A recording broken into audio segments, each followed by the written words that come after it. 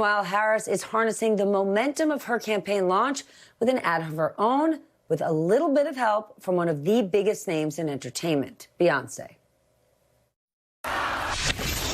In this election, we each face a question. What kind of country do we want to live in? There are some people who think we should be a country of chaos, of fear, of hate. But us, we choose something different.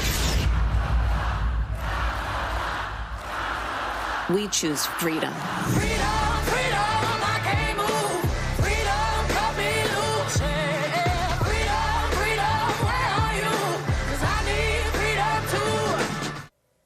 Back with us tonight, Democratic strategist and consultant Simon Rosenberg and MSNBC senior political analyst Matthew Dowd. He is also a former George W. Bush strategist and founder of Country Over Party. Simon, we have not seen you in quite some time, so let's start with the state of the race and where you think things stand.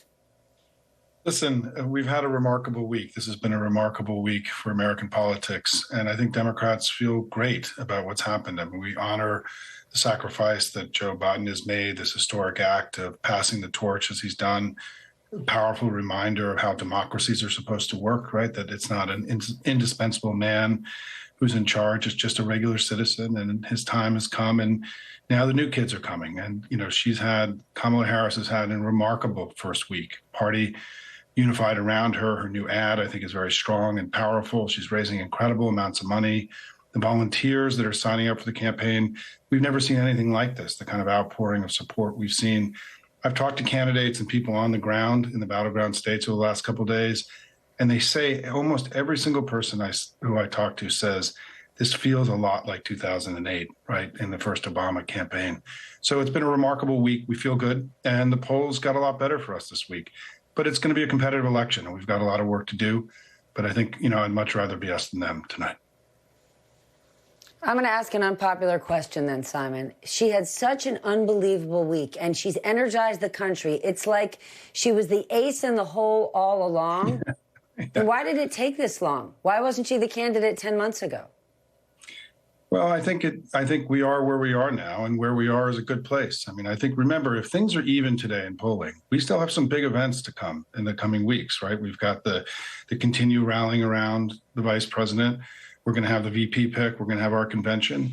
I mean, the likely scenario here is that within a few weeks, we're going to be up a few points. And I think people feel good. I mean, what I've heard people say is they have hope again for the country. There's a sense of optimism about the future, and that they're having joy and feeling good again after years of just rancor and debate in this country. And I think it's okay to feel good here and now. And, you know, let America laugh again, right? The line from the Lincoln Project. I think that this has been a really positive week for us as Democrats, but also for the country. And I look forward to the general election. Matthew, since the debate, you were calling for this to happen, and you took a lot of heat from a lot of people. What are you thinking now? What am I thinking now? I give a lot of praise to President Biden in this. I mean, it took an unbelievable amount of courage and a selfless act to do what he did in the course of this, and take a look at himself and a look at his campaign.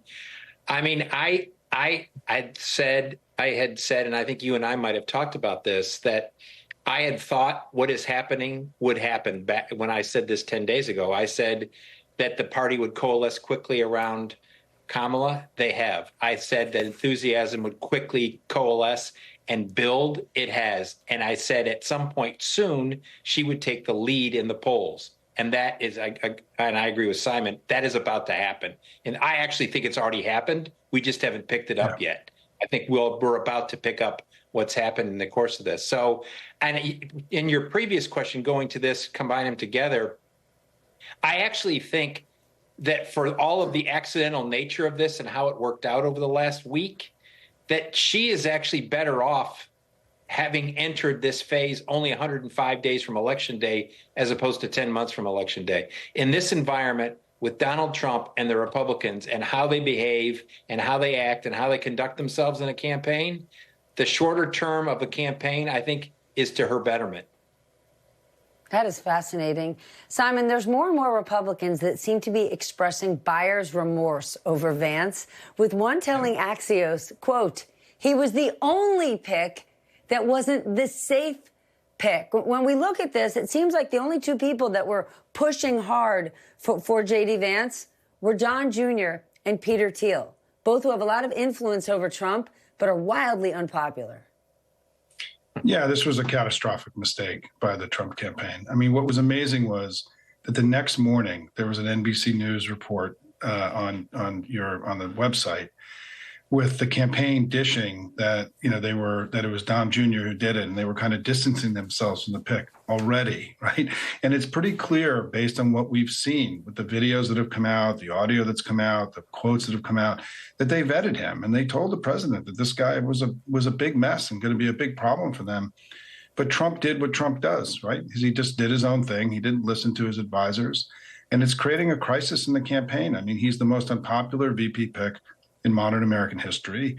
He solidified Donald Trump and his ticket as abortion extremists and has, radicalized women across the country. And his quotes, the things that he said, I mean, he's a disgusting pig, JD Vance. I mean, I'm honestly shocked at what the things are that are coming out literally by the hour. And of all the things that I just sort of have, sort of settled on about him, is this idea that he wants to get rid of no fault divorce. That of all the cockamamie, crazy ideas that the right has come up with, the idea that he's on video saying that he thinks women who are getting beaten by their husbands and put into, to the hospital need to stay in those marriages and have no choice other than to stay for the good of the children.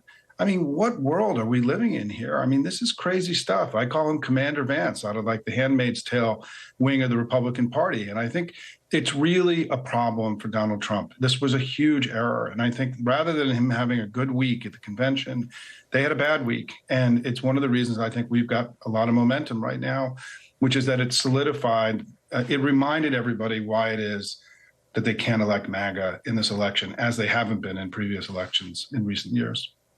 If it was Commander Vance, I think that would be his fourth official name change. What's your take, Matthew?